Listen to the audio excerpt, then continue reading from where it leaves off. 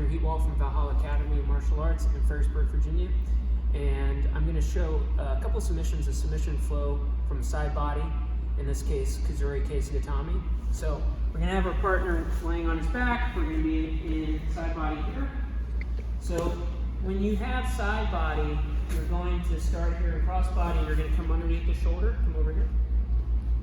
You're going to cup, and you're going to swim your arm through and cup underneath his tricep.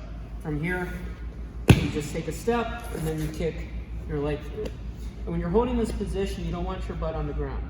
A lot of times people do that, they lose pressure on him. So you want to have your butt off the ground, making him carry all of his weight, and your head down. If your head is up, a lot of times he can hook your head and throw you over. So you're right here. Okay, the first thing I'm going to do is I'm going to reach back and grab his wrist, and there's actually a little lock here where I can go on my hip. It's a straight arm lock.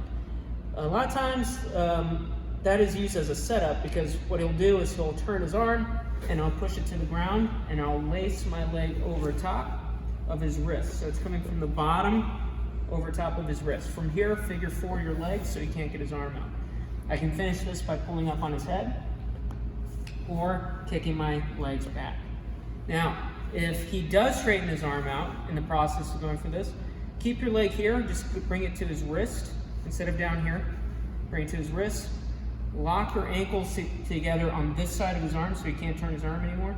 You see how I can bridge into his elbow, causing a straight arm lock, and pushing on his shoulder. There is a variation to this where I can come here with it. And again, kick your leg all the way back, hooking his arm so he can't get it free. I'm going to kick my leg back, push in his shoulder, and bridge into it. And that's the variation. Now from here, he might even bring his arm this way. So if I'm going for the straight arm lock and he turns his arm this way, now I don't have the straight arm lock anymore. So what I'm going to do is I sit with my knee up and I kick my leg forward. This can either be a straight arm lock, or if he has his arm turned, it is a bent arm lock, okay, with branch down, okay? So we roughly have 4 arm locks here. One that's on the hip, which is a good setup to make his arm move here. We have branch up. We have a straight arm lock. Again, notice how I'm not on this side. He'll just move his arm, okay? So I'm gonna cross my ankles on this side of his wrist. It allows me to bridge forward as I kick back and push on the shoulder.